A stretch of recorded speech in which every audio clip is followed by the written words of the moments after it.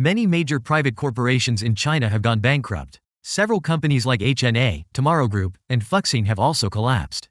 1,500 large enterprises in Guangdong are relocating. Tomorrow Group has also announced bankruptcy.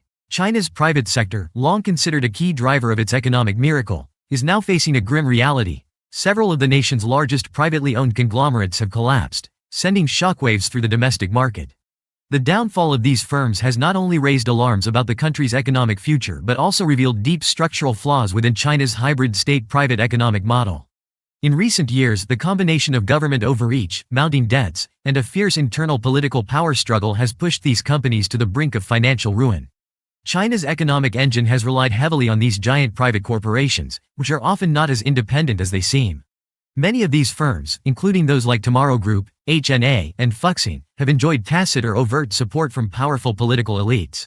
This allowed them to expand rapidly, leveraging state-backed loans and operating in industries vital to China's economic development.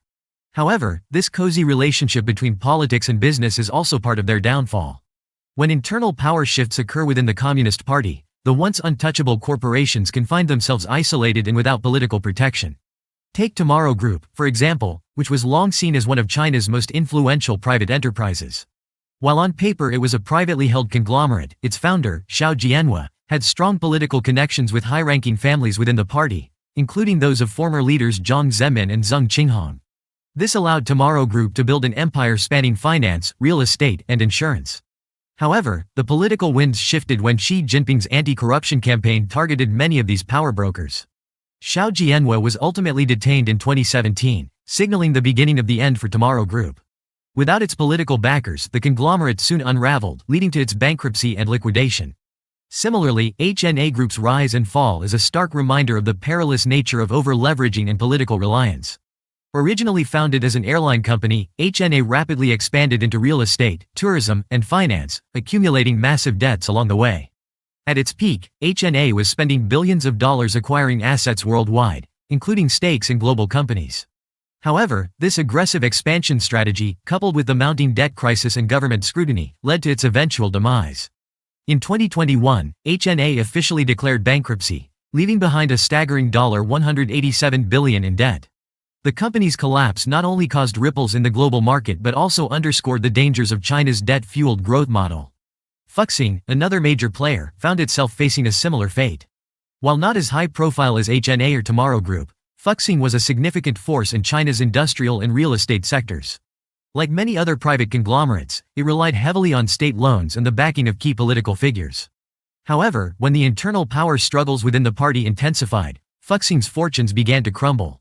The lack of political support in a time of economic hardship sealed the company's fate, resulting in its dissolution. The collapse of these major private enterprises is symptomatic of larger problems in China's economic structure. For years, Beijing has allowed private companies to flourish, but under strict government oversight. These firms were permitted to grow large and powerful as long as they remained politically aligned with the ruling party. However, this system of patronage is inherently unstable. When political tides shift, as they did with Xi Jinping's consolidation of power, these once thriving businesses quickly become vulnerable. The anti-corruption campaign, while ostensibly aimed at cleaning up governance, has also served as a tool for Xi to dismantle rival power bases within the party. As a result, many private enterprises closely tied to these factions have been purged, leaving behind financial chaos. The downfall of Tomorrow Group, HNA, and Fuxing has wider implications for China's economic stability. These companies employed thousands of people and were integral parts of various industries, from aviation and finance to real estate. Their collapse has led to significant job losses and has shaken investor confidence both domestically and internationally. Furthermore, it has exposed the dangers of China's reliance on debt-driven growth. Many of these companies borrowed heavily to fuel their expansion, and when the political climate changed, they were left with insurmountable debts and no way to recover. The Chinese government's response to these collapses has been cautious. While Beijing is willing to let these private firms fail, it has also stepped in to prevent total financial chaos. The state has taken over or restructured many of these companies, turning what were once private enterprises into quasi-state-owned entities. This underscores a broader trend within China's economy, the growing dominance of the state over the private sector. As Xi Jinping tightens his grip on power, the line between private enterprise and government control becomes increasingly blurred. China's private sector was once hailed as a testament to the country's economic reforms, which allowed market forces to flourish under the watchful eye of the state. However, the downfall of its major conglomerates reveals the inherent fragility of this model. These collapses are not merely business failures. They are the result of a system where economic success is often tied to political patronage. As long as political power dynamics remain unstable within China, the private sector will continue to face uncertain and potentially catastrophic risks. The collapse of some of China's most prominent private conglomerates, HNA, Tomorrow Group, and Fuxing, marks a significant turning point in the nation's economic narrative. These once powerful giants, whose influence extended beyond China's borders, have been brought to their knees by a combination of unsustainable debt, internal political strife, and shifting economic priorities. The fall of these corporations has not only shaken investor confidence but also revealed deep cracks in China's hybrid economic model, where private enterprises often operate under the shadow of the state. HNA Group's story is a quintessential example of rapid rise and equally swift downfall. Originally an airline company founded in the early 1990s, HNA quickly expanded into a vast conglomerate with interests in aviation, real estate, finance, and hospitality. At its peak, HNA was involved in high-profile acquisitions around the world, purchasing stakes in international companies, hotels, and even a significant share in Deutsche Bank. However, this rapid expansion came at a steep cost. HNA's growth was primarily driven by debt, accumulating billions in loans to finance its aggressive acquisition strategy. By the time HNA reached its zenith, the company was drowning in debt, reportedly owing more than $187 billion. The downfall of HNA was accelerated by China's tightening of capital controls and increased scrutiny on outbound investments. In an effort to curb excessive overseas spending and stabilize the domestic economy, the Chinese government began cracking down on what it viewed as reckless investment behavior. HNA, which had been on a buying spree, became one of the primary targets of this clampdown. As the government applied pressure and restricted its access to new financing, HNA's debt-laden empire began to crumble. In 2021, the company filed for bankruptcy, signaling the end of its ambitious global expansion. Tomorrow Group, another major player in China's private sector, faced a similar fate, albeit for different reasons. The conglomerate, which controlled a vast network of companies across various industries, including finance, insurance, and real estate, was built on the political connections of its founder, Xiao Jianhua. Known for his close ties to powerful figures within the Communist Party, Xiao operated Tomorrow Group with the backing of influential political families. This allowed the company to flourish despite operating in highly regulated industries. However, Xiao's political alliances also became his undoing. As Xi Jinping's anti-corruption campaign gained momentum, targeting rivals and those connected to them, Xiao was caught in the crossfire. He was detained in 2017, and with his fall from grace, Tomorrow Group's empire began to unravel. Without Xiao's political protections, Tomorrow Group found itself vulnerable to government intervention and regulatory scrutiny. The conglomerate, which had amassed a significant amount of debt, could no longer sustain its operations in the face of mounting pressure from both political and financial fronts. The government's decision to break up and liquidate much of Tomorrow Group's assets was seen as a clear signal that the era of politically connected private enterprises enjoying unchecked growth was over. The dismantling of Tomorrow Group sent shockwaves through China's financial sector, as many other companies feared a similar fate. Fuxing, though less globally known, was another casualty of China's shifting economic and political landscape. The company had established itself as a significant player in China's industrial and real estate sectors, benefiting from the country's rapid urbanization and infrastructure boom. Like HNA and Tomorrow Group, Fuxing expanded rapidly, taking on substantial debt to finance its growth. However, the company's fortunes took a turn for the worse as China's real estate market cooled and debt levels across the country reached unsustainable heights. Fuxing's collapse was a direct result of its inability to service its debts in a weakening economic environment. As the government became more focused on deleveraging the economy, companies like Fuxing that relied heavily on borrowed money found themselves on the brink of insolvency.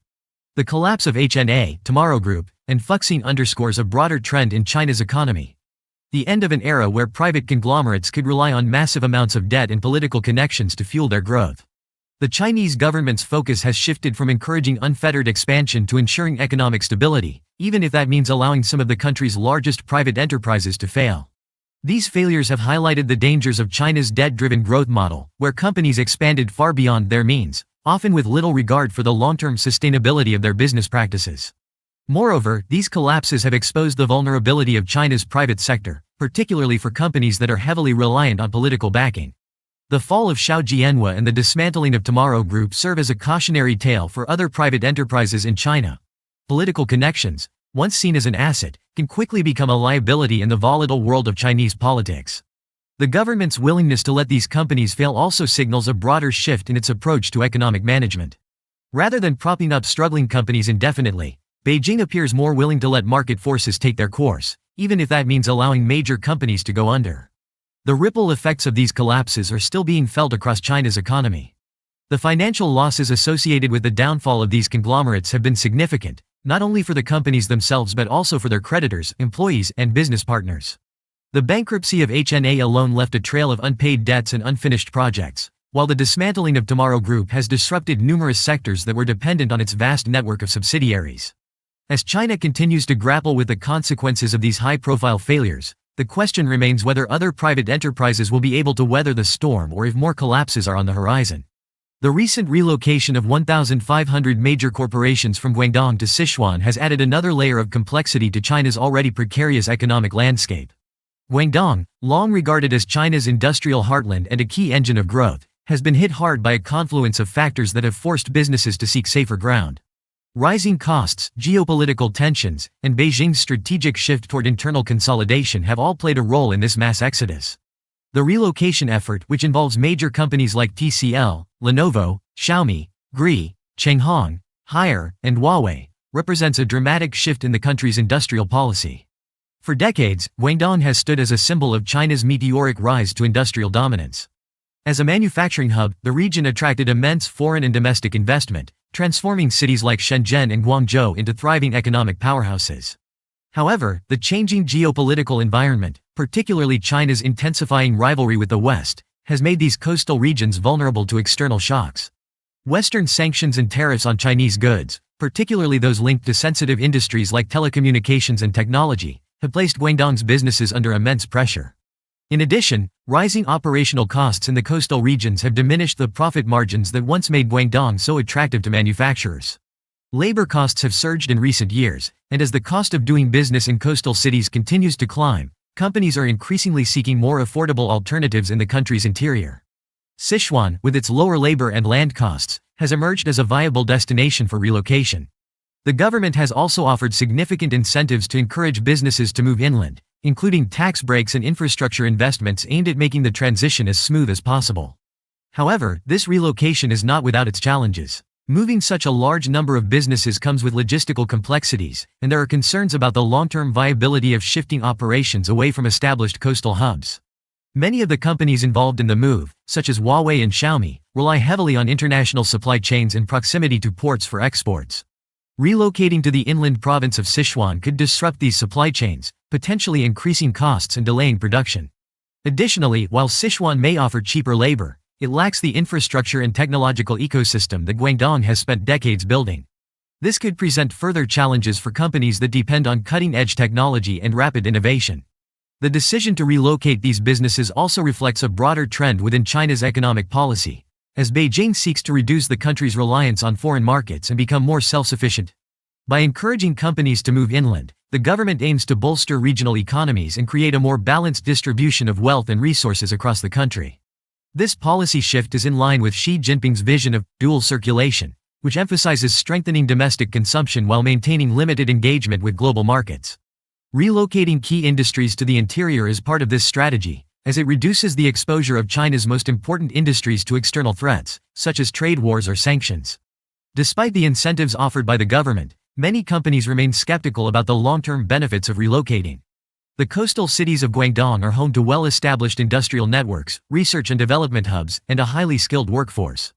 Replicating this environment in Sichuan will take time, and some fear that the immediate cost savings from lower wages and land prices may not offset the long-term challenges of operating in a less developed region.